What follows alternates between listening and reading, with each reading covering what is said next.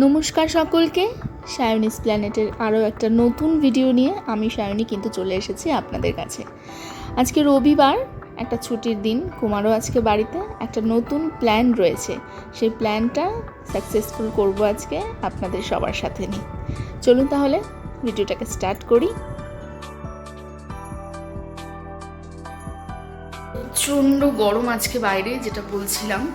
So অনেকদিন পরে আবার একটা স্পেশাল দিন, সেটা হচ্ছে অনেকদিন ঘরে কাটানোর পর, একঘেয়া জীবন কাটানোর পরবর্তীতে আমাদের আজকে একটা ছোট্ট প্ল্যান হয়েছে, যেটা আপনাদের সকলের সাথে শেয়ার করব। আজকে যাচ্ছি একটু বাইরে ঘুরতে। কোথায় যাচ্ছি, কিভাবে যাচ্ছি, কে কে যাচ্ছে এবং কি কি করব, সব কিছু আপনাদের সাথে কিন্তু শেয়ার করব। ব্লগটাকে দেখতে থাকুন এবং পুরোপুরি দেখবেন, কমেন্টের মাধ্যমে জানাবেন ব্লগটাকে কেমন লাগলো। চলুন তাহলে দিনটা স্টার্ট করি। ওয়েদারটা খুব একটা ভালো নেই, এই প্রচুর রোদ, এই আবার অল্প অল্প বৃষ্টি। যাই হোক, প্ল্যান যখন করে ফেলেছি যেতে তো হবেই। যেহেতু অনেকটা দূরের পথ, তাই শাড়ি চুড়িদার কিছু ক্যারি করব না। কুমার বললো একবারে জিন্সই পরে নাও, তাই গত সপ্তাহে এই জিন্সটা কিনেছিলাম, এটা পরবো। আর ভীষণ ট্রেন্ডিংয়ে গা ভাসিয়ে চলছে আজকাল, যেহেতু সবাই খুব দেখলাম সাদা শার্টের প্রতি ন্যাক, তো একটা নতুন সাদা শার্ট নিয়েছি। দেখুন তো কেমন হয়েছে, অবশ্যই জানাবেন।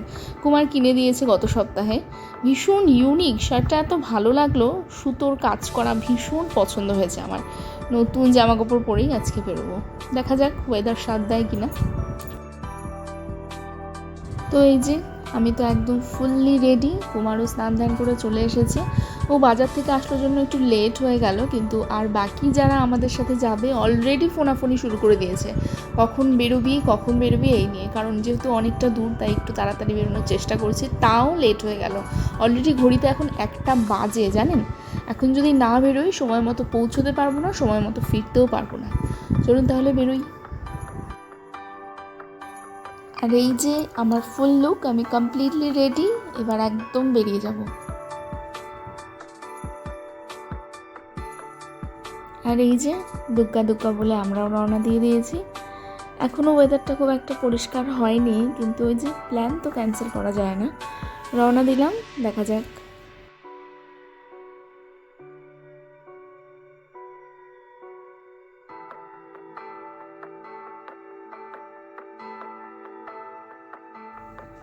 এই যে আকাশ অনেকটা পরিষ্কার হয়ে গেছে, আর সূর্য মামাও দেখা দিয়ে দিয়েছে।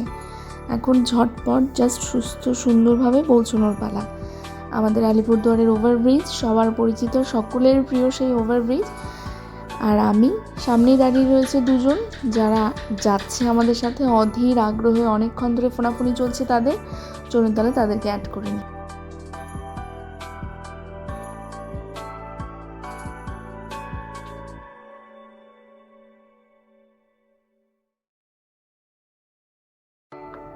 আর এই যে এতক্ষণ থেকে অধীর আগ্রহে যাদের জন্য অপেক্ষা করে দাঁড়িয়ে আছি, তারা অলরেডি চলে এসেছে। আপনারা সকলেই ওদেরকে চেনেন, ওরা দুজনেই আমার বন্ধু, চয়ন এবং বিশাল। ওরাই আজকে আমাদের এই পথের সঙ্গী। আমরা 4 জনে মিলে প্ল্যান করেছিলাম, আসলে প্ল্যানটা ছিল একটু অন্যরকম। চলুন যেতে যেতে আপনাদের সাথে।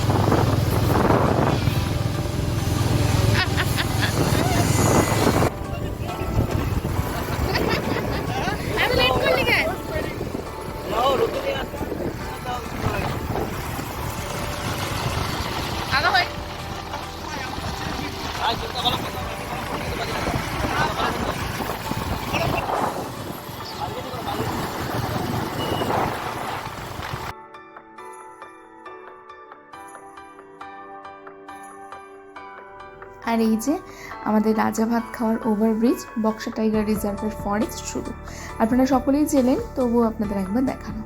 তাহলে প্ল্যানটার কথা বলি, যেটার কথা বলছিলাম এতক্ষণ। আসলে কয়েকদিন আগে চয়নের জন্মদিন গেল, আর আমরা প্রত্যেকেই চয়নের জন্মদিনটাকে খুব সুন্দরভাবে সেলিব্রেশন করার চেষ্টা করি, এবারও করেছি। আর তার পরবর্তীতেই ও চায় সমস্ত বন্ধুবান্ধবদের নিয়ে একটু কোথাও গিয়ে বেড়ানোর, একটু কোথাও একটু বাইরে খাওয়া দাওয়া করার। তো এবার আমাদের কোনো বন্ধুবান্ধবদেরই ঠিকমতো সময় হয়ে উঠছে না কোথাও একটু গিয়ে আড্ডা মারার, কোথাও একটু গিয়ে কথা বলার, গল্প করার, একটু কিছু বাইরে খাওয়া দাওয়া করার। এরই সাথে সাথে আপনাদের কিন্তু নিয়ে চলে এলাম বইগ্রাম পানিঝোড়ায়। এই গ্রামটি কিন্তু খুব বিখ্যাত এবং ইদানিং অনেক অনেক ভাইরাল একটি গ্রাম। সবাই চেনেন বইগ্রাম হিসেবে পানিঝোড়াকে। হ্যাঁ, তো যেটা বলছিলাম, তো এবার যেহেতু কেউই সময় করে উঠতে পারলো না আর দিনটা অনেকটা পিছিয়ে গেল, আমি জয়েনকে বললাম আজকে রবিবার, সানডের দিন আছে, সবার ছুটি, তোরও কাজের ছুটি, কুমারও বাড়িতে, চল তাহলে কোথা থেকে গিয়ে ঘুরে আসি। তো আমাদের প্রত্যেকেরই প্ল্যান ছিল তিস্তা রিভার বেডে যাওয়ার, কিন্তু অলরেডি আমরা গত বছর সেখান থেকে ঘুরে চলে এসেছি। কুমারকেও নিয়ে গেছিলাম, আমার শাশুড়ি মাও গেছিলো আমাদের সাথে। তো ওখানে একই জায়গার একঘেয়ে গেলাম না, তাই এবার সবাই মিলে প্ল্যান করেছি আমরা জয়গা ভুটান যাব। ভুটান থেকেই একটা খুব সুন্দর ফেমাস জায়গা, সবাই দেখলাম সেখানে যাওয়া আসা করছে, খুব সুন্দর ভালো লাগলো প্লেসটি। তাই সবাই মিলে ডিসাইড করলাম যে কোনো একটা পাশ থেকে ভুটানের আমরা একটু সাইট সিন করে ঘুরে আসব, সেখান থেকে যত তাড়াতাড়ি সম্ভব ব্যাক করে সুস্থ সুন্দর মতো আবার অপেক্ষা করছি জয়নার মিল্খার জন্য, কারণ আমরা তো বাইপাস চলে আসছি, ওরা মেইন রাস্তা দিয়ে আসছে আর লেট হয়ে গেছে। তো ওয়েট করি কখন আসে। ওরা অনেকটাই পিছিয়ে গিয়েছিল জানেন, ওরা মেইন রাস্তা দিয়ে ঘুরে ঘুরে আসছিল আর আমরা শর্টকাট বাইপাস করে চলে এসেছি জন্য অনেকটা তাড়াতাড়ি পৌঁছে গেছি। শেষ পর্যন্ত অনেকক্ষণ দাঁড়িয়ে থাকার পর ওরা এলো। যাই হোক চলুন তাহলে তাড়াতাড়ি রওনা দিয়ে দিই। আমরা অলরেডি চলে এসেছি ডিমা ব্রিজের ঠিক আগ মুহূর্তে কোর এরিয়ার ফরেস্টে। আপনাদের আমার সকলেরই খুব প্রিয় এই রাস্তাটি, ঘন জঙ্গলে ভরা, কার না ভালো লাগে এই সবুজ অংশে থাকতে। তার সাথে সাথে কথা বলতে বলতেও কিন্তু চলে এলাম অন্যতম গুরুত্বপূর্ণ আমাদের রেলের ক্রসিংটি, যেটা রয়েছে কিনা ডিমা ব্রিজের ঠিক আগ মুহূর্তে। এই জায়গাটা এতটা কোর এরিয়া এবং এত কি বলবো ভয়ের একটা বিষয় এই জায়গাটা সবসময় থাকে, জন্তু জানোয়ার, হাতি, বাঘ, এদের সব কিছুকে নিয়ে, যে আমি শুনেছি রাত্রে এখানে 2 জন করে গার্ড নাকি পাহারা দেয়।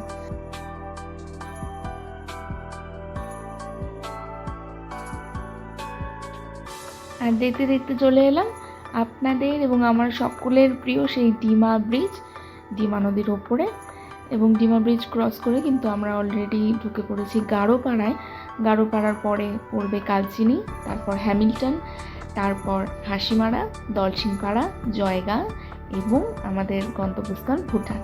আকাশটা কি সুন্দর পেঁজা তুলোর মতন হয়ে আছে দেখুন, ওয়েদারটাও সাথ দিচ্ছে এখনও পর্যন্ত, জানি না ফিউচার কী হবে। চলুন ভগবানের নাম করে এগুলো।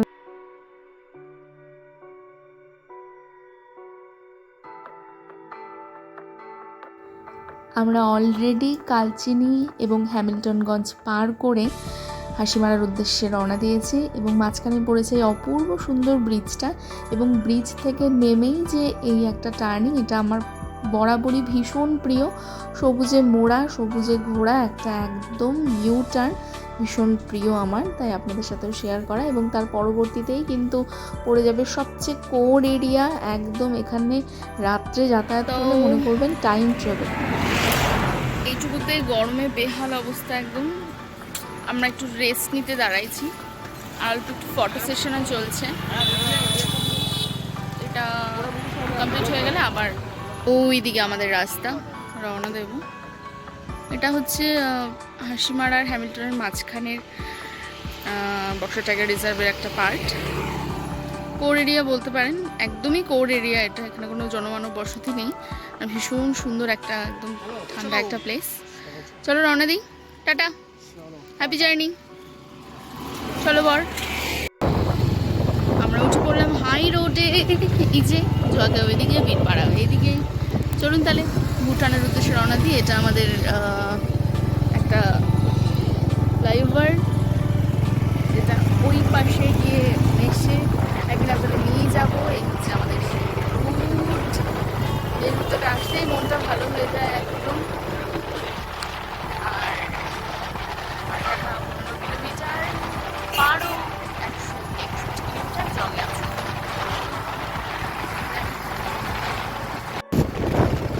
তারপর বলো কেমন লাগলো আজকের প্ল্যানিংটা? কার ছিল? রগন।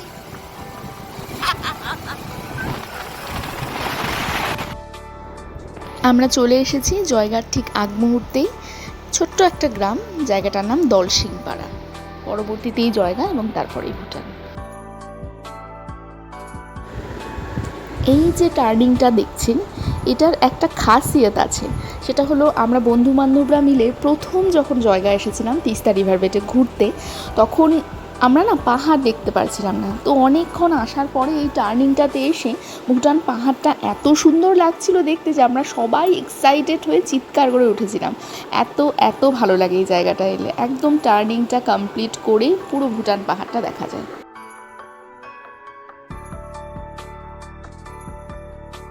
আপনাদের সাথে ছোট্ট একটা গল্প শেয়ার করি। ভুটান আসার প্রথম উদ্দেশ্য সেটা হলো, আমি এর আগে একবার ভুটান এসেছি, কুমারও 1-2বার এসেছে। আমি এসেছি অনেক ছোট বয়সে, তখন আমার বয়স প্রায় 5-6 বছর। এতটাই ছোট যে তখনকার স্মৃতিগুলো আমার চোখে বড্ড ঝাপসা। তো স্মৃতিগুলো মন্থন করতে আবার চলে আসা, এবং এসেছিলাম আমার দাদা বৌদি যারা দুজনেই কলকাতায় ইতিমধ্যেই চাকরিরত, তারা খুব একটা ছুটি পায় না আসার জন্য। তো দাদা বৌদিরা সবসময় চেষ্টা করে আমার ভাস্তারও যদি স্কুল টিউশন ছুটি থাকে বছরে একটাবার একটু লং টাইমের জন্য ছুটি নিয়ে আলিপুরদুয়ারে বেড়াতে আসার। তখন আমরা সবাই মিলে একটা গাড়ি ধরে এখানে ওখানে বেড়াতে যাই। তো ওদের সাথে প্রথমবার আমার ভুটান আসা, এবং বলতে পারেন আজকের আগ মুহূর্তে শেষবার ছিল সেটা, এবং স্মৃতিটা খুবই ঝাপসা। তো আজকে আবারও সেই স্মৃতিটাকে রমরমা করতে কিন্তু আবারও চলে এলাম। এটাই ছিল উদ্দেশ্য। বহুদিন পর ভাবছিলাম যে একটু আসতে হয়, যেহেতু এত কাছে এত সুন্দর একটা জায়গা, সহজে আমাদের ঘোরা হয় না এখানে। তো একটা টিম ক্রিয়েট করে সবাই মিলে একটু ঘুরে।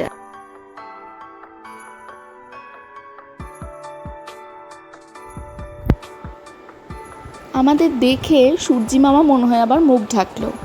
অল্প অল্প গুড়ি গুড়ি বৃষ্টিও শুরু হয়ে গেছে জানেন। সবাই মিলে ভাবছিলাম এত দূর এলাম, এত বড় একটা প্ল্যানিং করে ঘুরতে পারবো কি না, কারণ অতি বৃষ্টি হলে তো কিছুতেই বাইক নিয়ে ভুটান ঘোরা পসিবল। এক মুহূর্তের মধ্যে এই মূর্তিটার দিকে তাকিয়ে যেন আমার সেই ছোটোবেলার কথাটা মনে পড়ে গেল। ঘুরতে গিয়ে বাবাকে বলেছিলাম যে দেখো ওই যে মূর্তিটা দেখছি ওটা ডান দিকের রাস্তাটা দিয়ে আমরা পাহাড়ে গেছিলাম। তো এই যে চলে এসে, তো আমরা বাইকটা দাঁড় করালাম, যাবো পরে পাহাড়ে, আগে যাবো KFC। ভীষণ খিদা, আমি আর সহ্যই করতে পারছি না, এত খিদা হয়েছে। তো আগে একটু খাই নিব, তারপরে আবার যাবো। কি সুন্দর দোকানটা ওখানে দেখুন, বৌদ্ধিস্টদের দোকান, ওদের আরাধনার সমস্ত জিনিসপত্র এখানে পাওয়া যায়। আসলে আমরা তো এগুলো খুব একটু দেখা অভ্যস্ত নই, তাই এগুলো দেখলে ভীষণ ভালো লাগে। এই যে KFCতে চললাম, সকলেরই পেটের মধ্যে একদম চুহা দৌড়াচ্ছে। আস্তে আস্তেই কুমার অর্ডার দিয়ে দিয়েছিল তাড়াতাড়ি সকলের পেটের জ্বালা মেটানোর জন্য। তো এই যে আমাদের খাবার দাবার চলে এসেছে। KFCর একটা নতুন মিল প্রেপ দেখলাম, তো সেটাই অর্ডার করলাম। আচ্ছা, একটু রাইস বাউল, সাথে ওপরে দিয়েছি কিছু চিকেন নাগেটস, 2টো পেপসি নিয়েছিলাম, তার সাথে কিছু ফ্রেঞ্চ ফ্রাইজ, একটা বার্গার অর্ডার করেছিলাম, আর 2টো লেগ পিস। কিন্তু জানেন একটা জিনিস না বড় হতাশ করলো, কোচবিহারও KFCতে খেয়েছি, ওদের কোয়ান্টিটি যথেষ্ট দেয়, কিন্তু জয়গার KFCতে কোয়ান্টিটি আমরা কিছুই পেলাম না। যে পরিমাণ বিল হয়েছে সেই পরিমাণ KFCতে আমরা কোয়ান্টিটিই পেলাম না। যাই হোক, একদম খেয়ে নিয়েছি পেপসি, যেটা আমি কোনোদিনও খাই না। এবার চললাম ভুটানের পথে।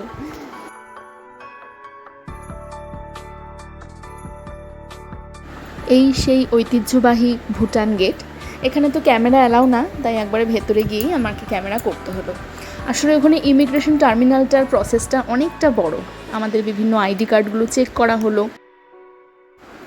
সাথে আমাদের আই স্ক্যান করা হলো, এবং বায়োমেট্রিকও নেওয়া হলো। তারপরে আমাদেরকে ভুটানে এন্ট্রি করতে দেওয়া হলো। বাড়ির অল্প দূরেই অন্য দেশ, অন্য ভাষা, অন্য জাতি, অন্য সংস্কৃতি, না আসলে হয় বলুন?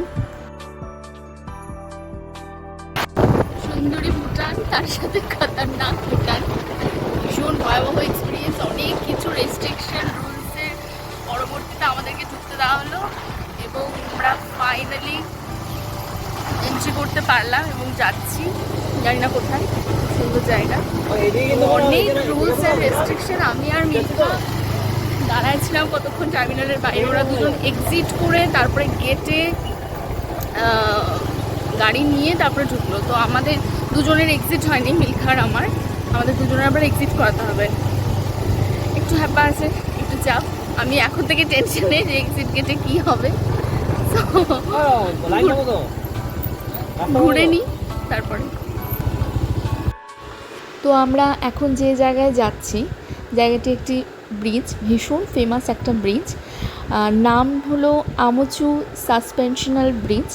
আমি তো এটাই উচ্চারণ করতে পারলাম, সঠিক নাম যদি আপনারা জেনে থাকেন আমাকে অবশ্যই কমেন্টের মাধ্যমে জানাবেন। ব্রিজটার নাম আমাচু সাসপেনশনাল ব্রিজ। এর আগে অনেকেই গেছে, আমি ছবিতে দেখেছি, ভীষণ ভালো লেগেছে। ওই ব্রিজের টার্গেটে আমাদের আজকে একটা ইন্টারন্যাশনাল ট্রিপ। এরই সাথে একটা কাণ্ড ঘটিয়েছিলাম মাত্র, জানেন? আমরা ডান দিকে ক্রস করে দাঁড়িয়ে ব্রিজটার লোকেশন ট্র্যাক করার চেষ্টা করছিলাম। ভাগ্যিস একজন সামনের লোক এসে, ভুটানিস লোক এসে বলল, ওনাদের ভাষায় বলল, আপনারা রং সাইডে দাঁড়িয়ে আছেন, এখনই কিন্তু ফাইন কেটে দেবে। ধমাধম ওখান থেকে পালালাম সবাই মিলে। আসলে নতুন দেশ, নতুন রেস্ট্রিকশন, নতুন নিয়ম, তো বুঝতে বুঝতেই যেন মনে হয় অনেকটা সময় কেটে যায়।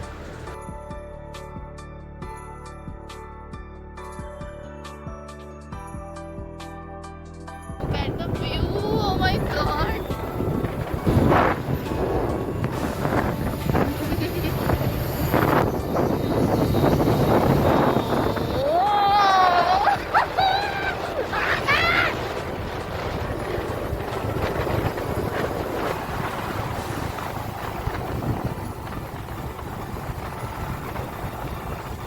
এখানে নাকি ওরা হাত মুখ ধোবে। একজন বলছে আমার স্নান করতে ইচ্ছা করছে ঝর্ণাটা দেখে। হায় রে পাগল রে। এই যে বোতল, জল খাবা?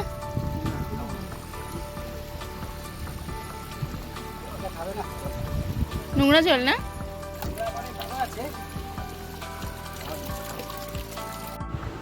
এতটাই গরম লাগছিল সবার যে সেই নদীর জল দেখে, পাহাড়ের থেকে পড়া টুপটুপ জল দেখে সবার সেখানে স্নান করতে ইচ্ছে করছে।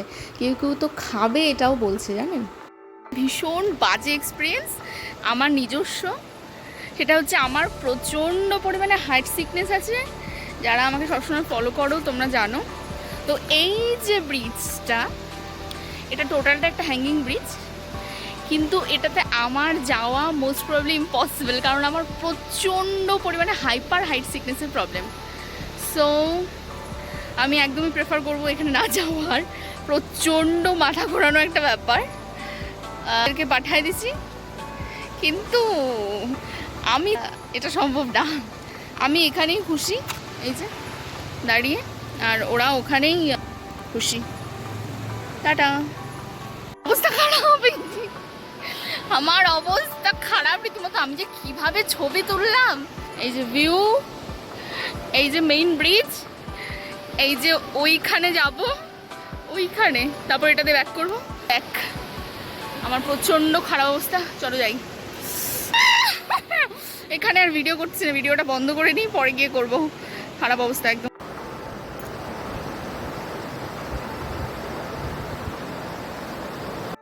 সে কি সাংঘাতিক অভিজ্ঞতা! বললাম না, হাইট সিকনেস যাদের আছে তারাই জানে। নিচের দিকে তাকালেই সমানে মাথাটা ঘোরাচ্ছে, মনে হয় ঢিল মেরে আমাকে কেউ ফেলে দেবে, অথচ পড়ার কিন্তু কোনো রকম কোনো চান্সেস নেই। ওপরের ব্রিজে উঠে আমি আবার সেই সুস্থ, কিন্তু নিচের ওই হ্যাঙ্গিং ব্রিজে আমাকে যখন জোর করে ওরা নিয়ে গেল, মনে হচ্ছে আজ আর আলিপুরদুয়ার ফেরা যাবে না।